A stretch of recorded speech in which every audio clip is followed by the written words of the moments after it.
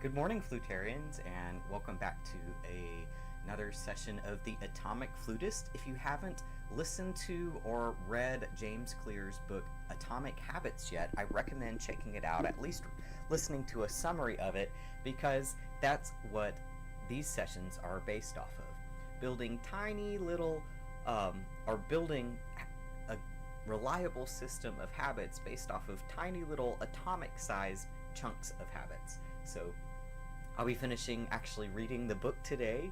I've listened to a couple of reviews of it, summaries, I guess you could say, and I've been so inspired by it that I wanted to incorporate it into my own, I guess you could say, New Year's resolution this year for 2026. My New Year's resolution is to practice at least 30 minutes a day, 4 times a week, flute technique, because I want to regain my tip-top flute shape and maintain it so that when I'm improvising, I have all of those techniques available to me so I can be as expressive as possible. Now, if you're a flutist and you want to improve your improvising, I recommend joining me for improv games, and for the play-alongs that I do. Tonight we'll have a kirtan play-along, tomorrow we'll have a folk flute play-along, and Wednesday night we'll have some classic rock standards. I think we'll focus on Hallelujah by Leonard Cohen on Wednesday, but let's go ahead and start warming up our breathing system. So this one I'm actually going to do without the flute in my hands, and I write it on my checklist as brr. Oh, actually I'm gonna real quickly unplug and replug my mic. Yeah.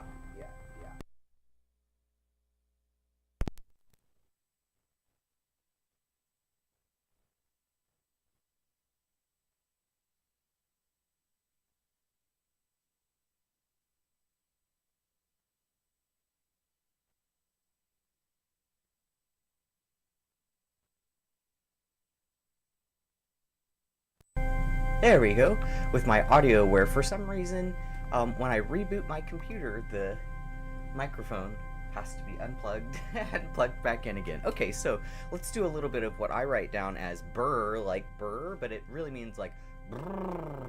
So this is warming up our air system.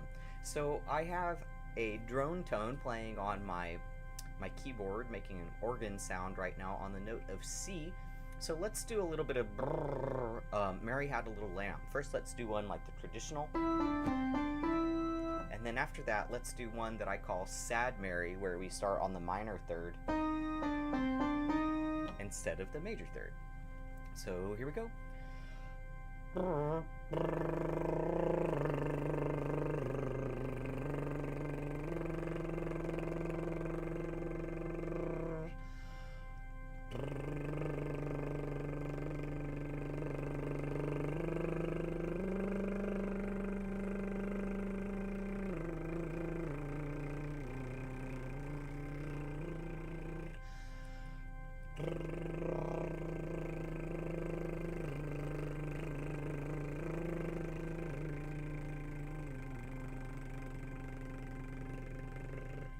Now this is good to warm up for the flute because we have to be pushing a good amount of air, or a lot of air, to get our lips to vibrate, right? So let's take that tune and make it sound minor by starting on this note instead of this note. One of the easiest and most fun ways, I think, to add variation to a tune is to take it major and make it minor, or take it from being minor to making it major. Here comes another brrr, Sad Mary.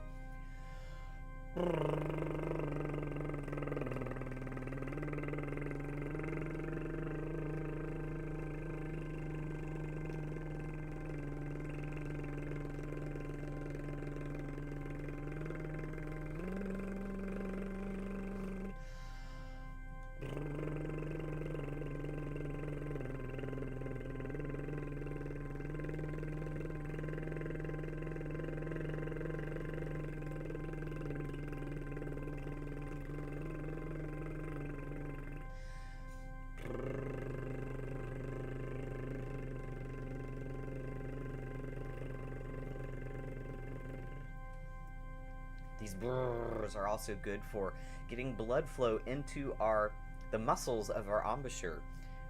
it's just like warming up in the gym. We need our muscles to have a good flow of blood, to get a good flow of oxygen, to be powered by oxygen and what would it be, glucose, to make contractions, the contractions we need to make the perfect flute embouchure. So let's do what I'm calling the 3-note combo.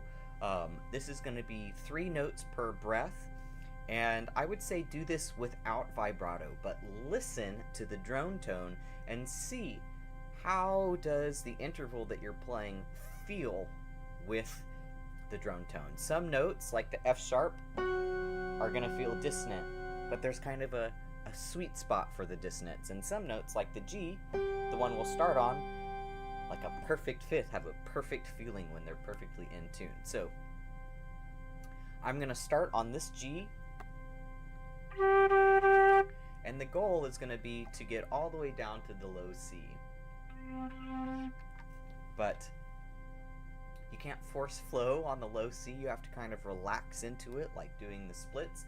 So we're going to relax into it by gradually adding a note. So let's do this in the chromatic scale. We'll start on G and go to F sharp and then F.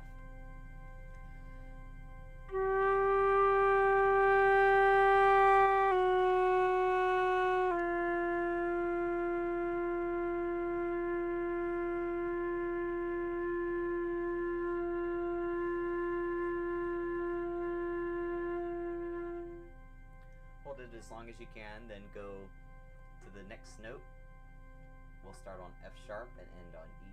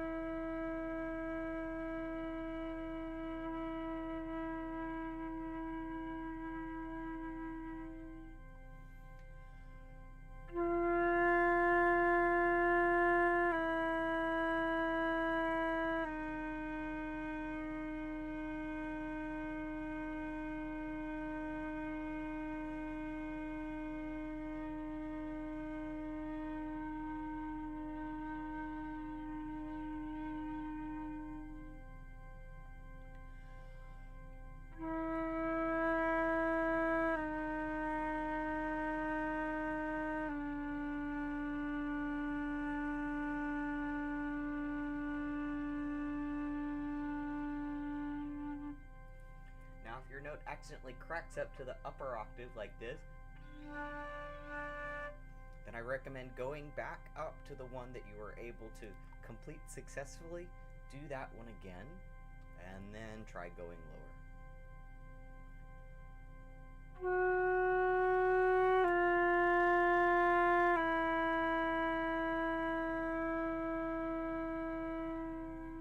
Here comes F down to E flat.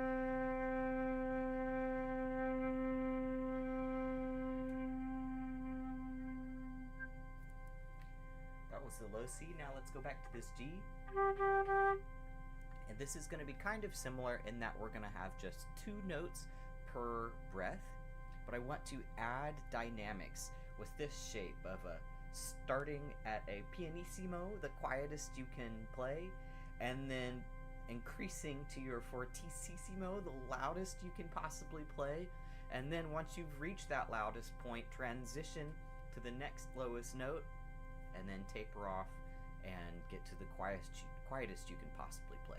Now this is a practice in intonation, because we know that when we try and play louder on the flute, the pitch tends to go up and go sharp, and when we play quieter on the flute, it tends to go flat and go lower. So listen to the drone tone, or if you have a visual tuner in front of you, you can use that as well for some feedback on what is my pitch doing right now.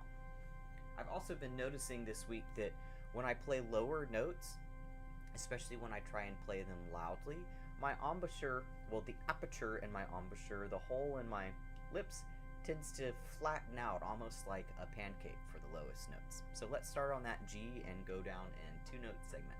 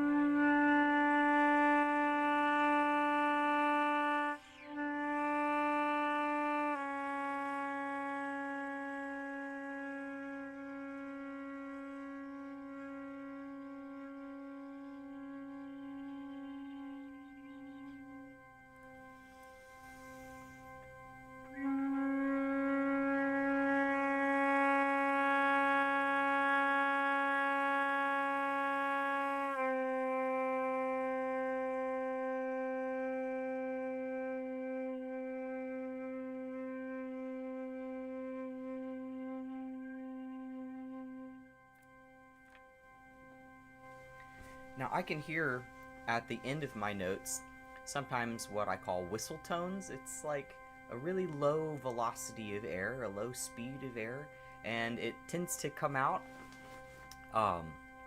when our airstream is slowing down at the end of the note, or sometimes when it's just starting to speed up and hasn't gotten quite fast enough for the beginning of a note. I think of them as fairy sounds. Let's try and do some of those on purpose to practice on finesse in our embouchure. So put your fingers on the low C and see if you can get that whistle sound by blowing maybe 25% of the velocity, or maybe 25% of the volume of air that you would to get the note out at its full sound.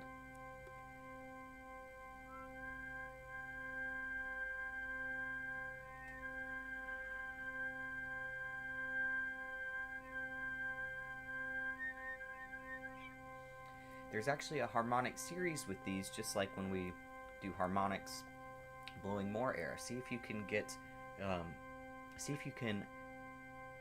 multiple notes out, and see if you can discover what needs to change with your embouchure to get one that's higher or lower.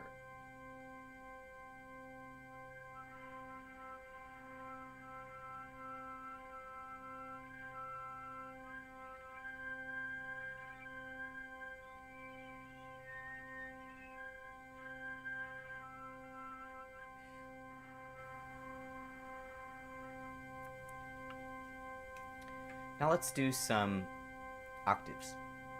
So we'll start on the low C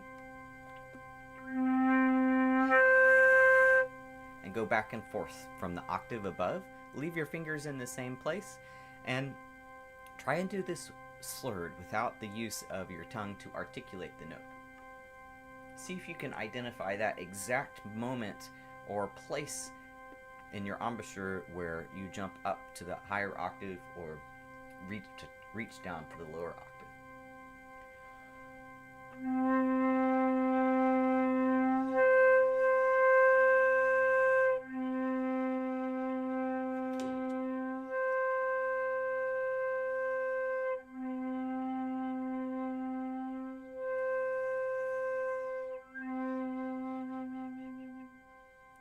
Let's do that going up chromatically. So here's the D flat, same thing.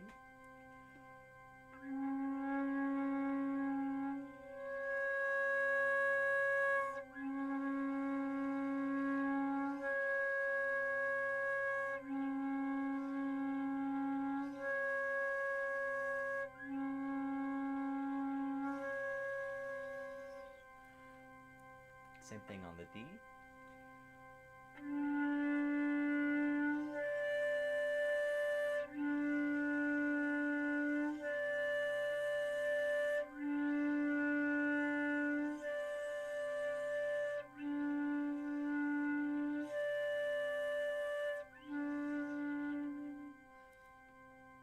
What are you noticing about your airstream that changes?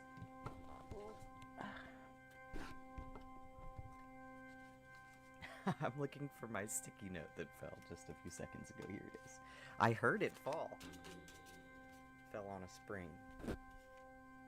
So I guess that means the mic's working, right? Okay. Let's do the same thing on the E flat.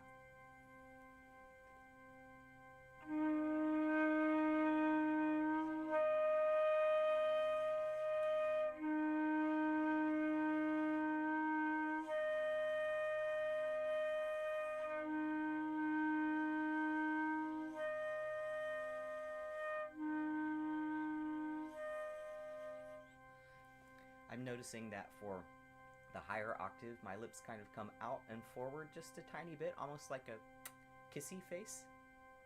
And I notice that the airstream direction moves a little bit from down to a little tiny bit more up in the angle. Let's do E natural.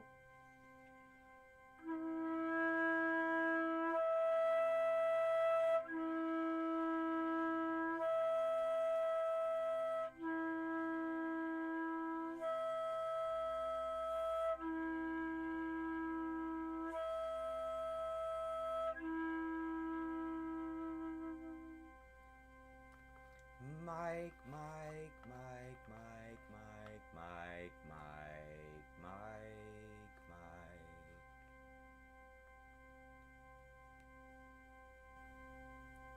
And the F natural.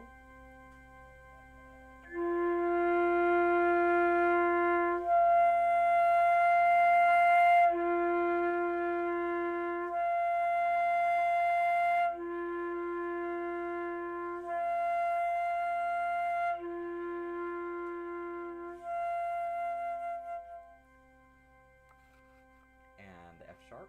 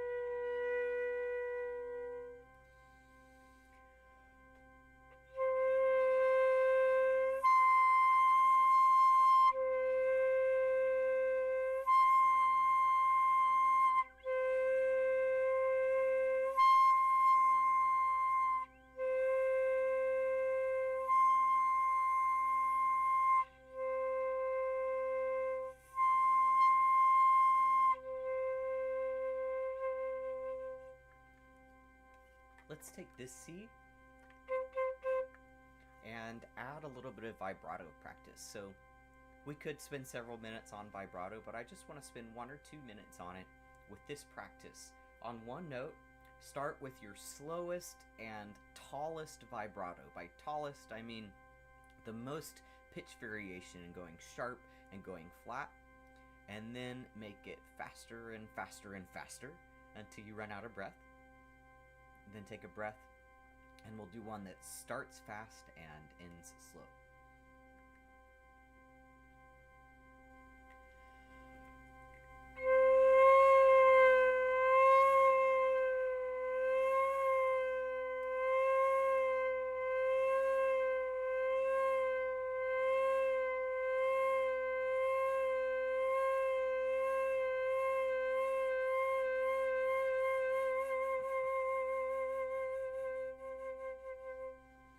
And now fast to slow.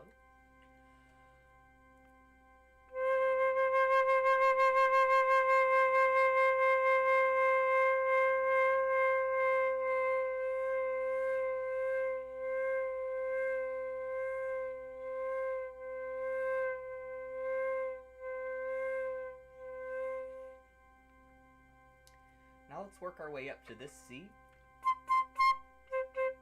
This one. Through trills. So we need to practice our trills sometimes. Let's do it kind of like C to D. We'll do that for a breath. Then we'll go to D and do D to F.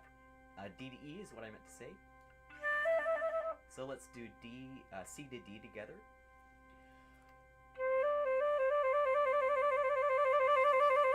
I'm using the first trill key with my right pointer finger, by the way.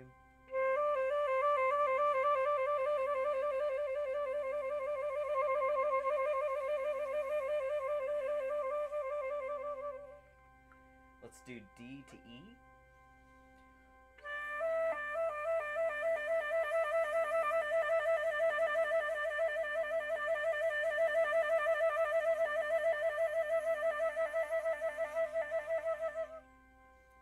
Let's do E to F.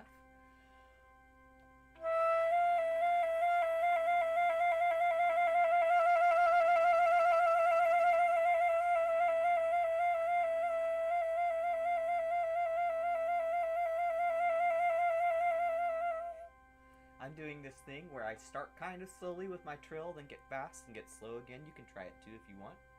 Let's do F to G.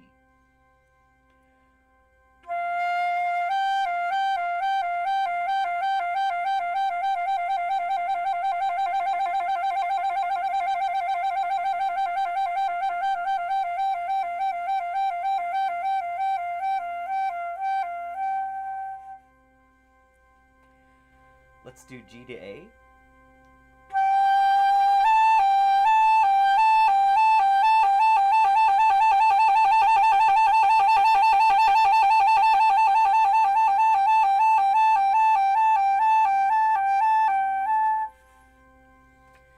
Let's do A to B.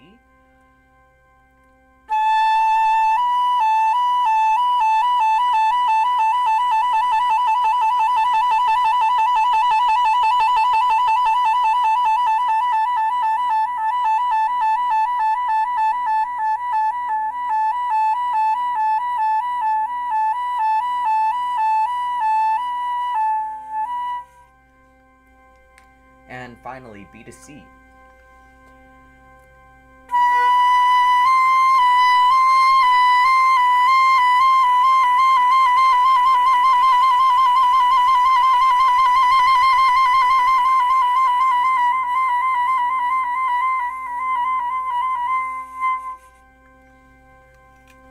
Now, for me to get my best sound on that high-ish C, I think about opening my jaw in the back and lowering my tongue and creating a resonance chamber in the back of my mouth.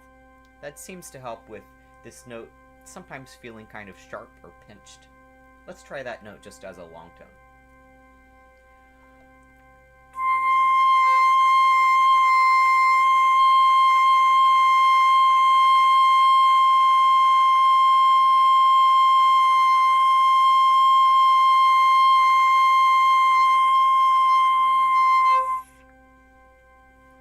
I see myself in the camera as well, I notice that I'm kind of frowning. Actually, I had to learn how to frown down to play the flute, or to have the most flexibility in my embouchure and the most ability to correct and change intonation. So maybe take a moment to press on the sides of your lips on the corners where they meet, the top lips and the bottom lips where they meet, and see, are your corners coming up? Are they firm and up like in a smile? Or are they soft and down like in a frown? Let's do one last exercise I call bunny lips. So I call them bunny lips because we want to show our front two teeth are big incisors, right? Like bunnies have big incisors, just like beavers and, oh, I guess rats and some other rodents. So we want to lift our top lip so we're showing our bunny teeth, and then we'll let them back down again. I want you to do that between each note. So I want to start up here and then go down. We'll do this chromatically. Breath, breath, breath. So we'll start with C to B. This is training our muscle memory to know where exactly our embouchure needs to be for each of these notes, and the bunny lips kind of helps us relax and reset for the next note.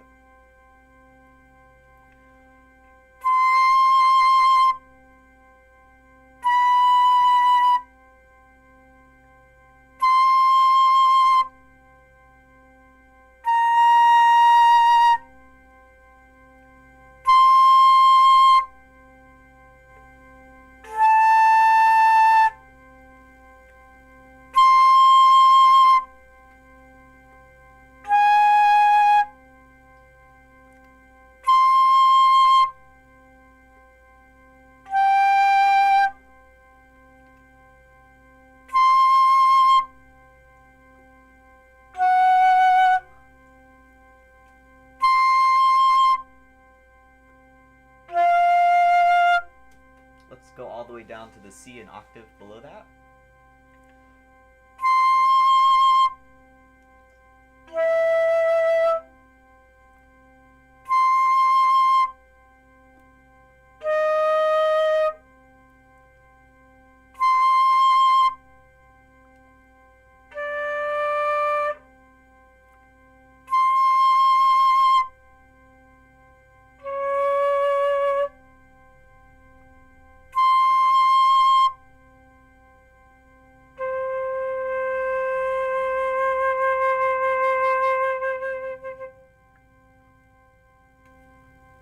Well, thanks for warming up with me. Thanks for joining me for building some atomic-sized flute habits.